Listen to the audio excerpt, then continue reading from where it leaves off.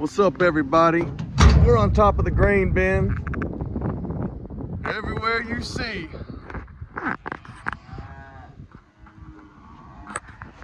It's all good hope, boys.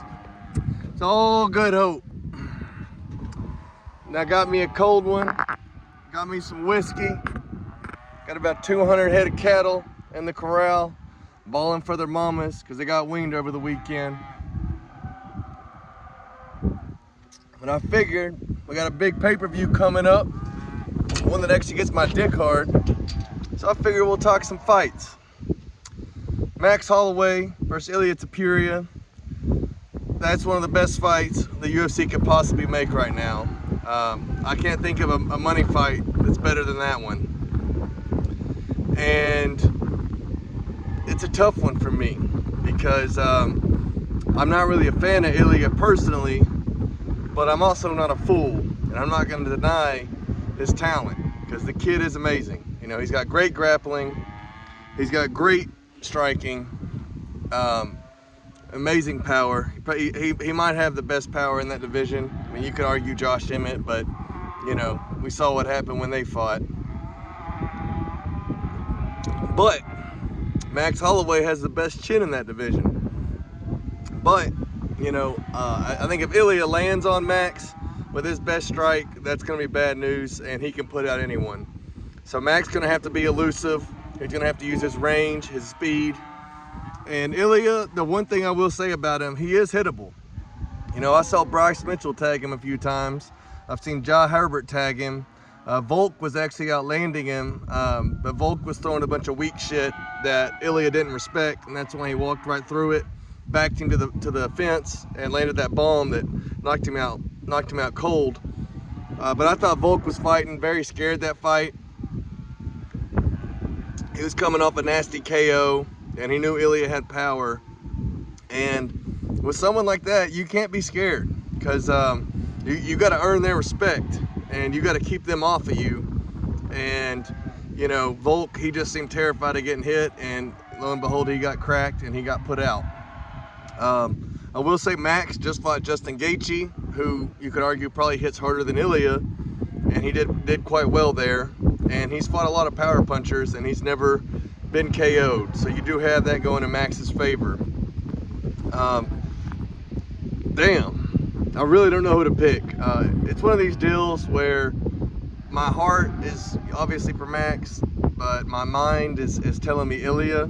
But who knows? You know, this could be a rock, paper, scissors situation where, you know, Volk is the rock, Ilya is the paper, Max is the scissors, or whatever, however you want to do it. Or it could be A is better than B is better than C. And we saw Volk beat Max 3 times. We saw Ilya whip Volk's ass. And, you know, Ilya's never lost. You know, he's undefeated. He has that mystique about him. And he is very confident in himself, and that's huge in fighting. And, God, man, I don't want to do it. I don't want to do it. Fuck. Well, I'll tell you this. I'm so scared about it, I'm not putting big money on it. But, truth be told, I gun to my head, I actually do think Ilya's going to win. But I do think Max presents some threats to him. You know, his speed, his range, his combos, his confidence, you know, his mystique. God damn. You know what? Fuck it. Team Max, baby. Blessed is best. So I'm going to pick Max Holloway to win by decision. I think he can outland Ilya and win rounds that way. And he can avoid the big shots and not, you know, get put unconscious. But it's going to be tough. Anyone picking Ilya, I can't argue with you. The dude is cold.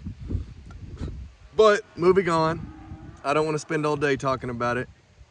Robert Whittaker versus Khamzat Chimaev. Now, a few years ago, I would have picked Khamzat, no doubt. But he's shown me 2 times already that he really isn't all that special.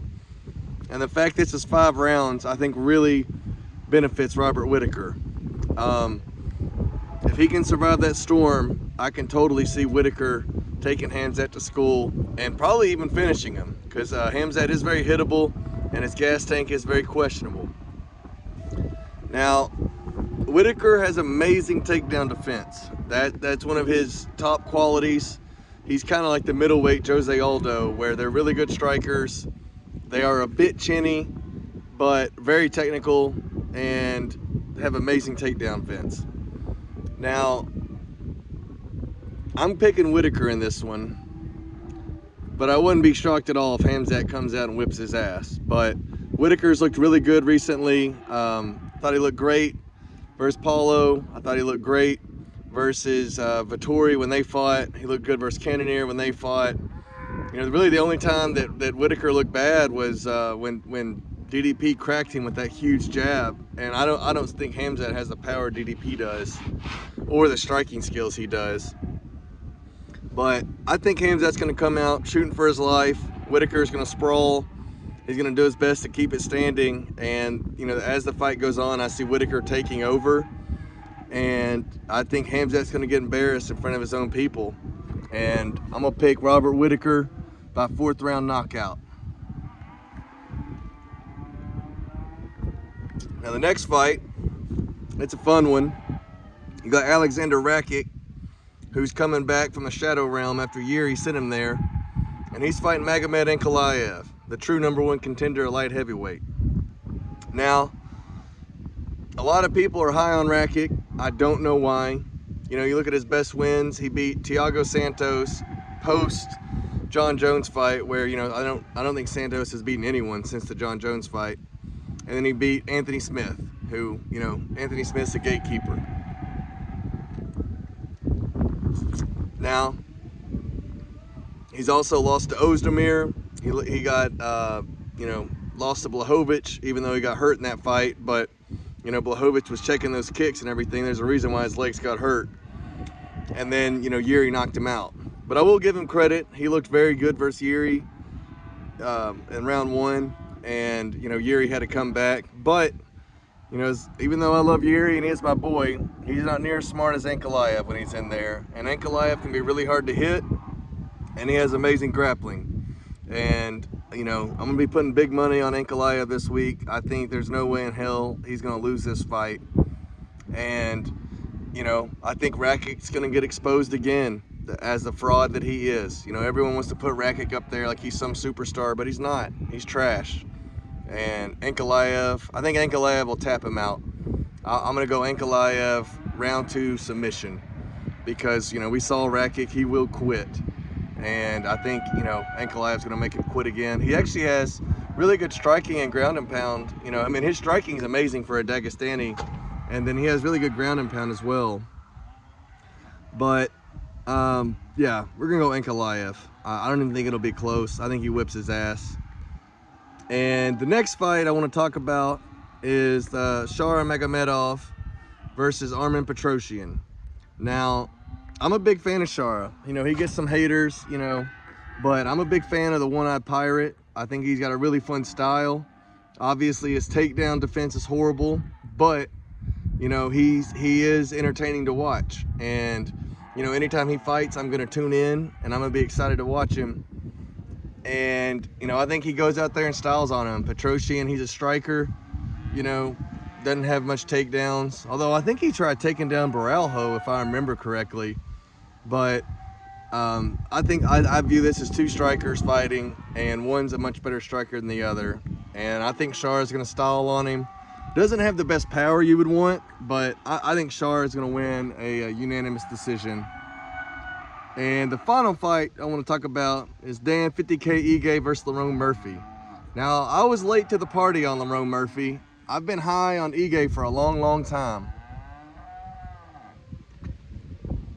But at this point, I can't deny what he is, and he's a gatekeeper. Nothing more. And Lerone Murphy, you know, when he fought Barbosa recently, I actually picked Barbosa, and I thought he was gonna, you know, beat Murphy. I wasn't too high on him, and Murphy went in there and whipped his ass and made it look easy.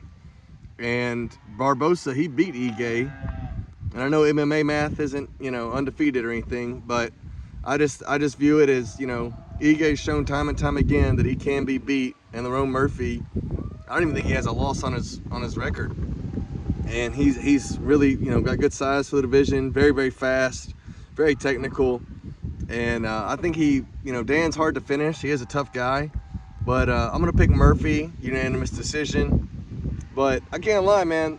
My UFC interest, it definitely has taken a hit ever since my boy O'Malley lost. And then they kind of had the lackluster pay-per-view of, this last one where they had, Alex fighting a sacrificial lamb and 2 women in the co-main. And, I really, it's kind of been a valley in my MMA fandom. But, I'm never going anywhere. And, I always watch the fights, love the fights. It's my favorite sport. But my dick is hard for this one. This pay-per-view, it's amazing. And, Dana, he always pulls out all the bells and whistles when he goes to Abu Dhabi. Got to make that oil money happy, am I right? But, let me know in the comments what you guys think. I'm excited. It should be an amazing card. It should be an amazing pay-per-view. And hopefully, Max Holloway pops Ilya's cherry and he becomes the champion again. And hopefully Robert Whittaker pops Hamzat's cherry. And, well, granted, we know Darren Till already popped that cherry a long time ago. But I want Whittaker to whip his ass. And then I would love to see Whittaker fight the winner of Strickland and DDP once they fight. But, it should be a good one. And a lot of questions will be answered. And, I fully expect Max Holloway and Ilia Topuria to put on a fight that, that could go down as fight of the year. But if you like this, please like and subscribe. Raw Dog out.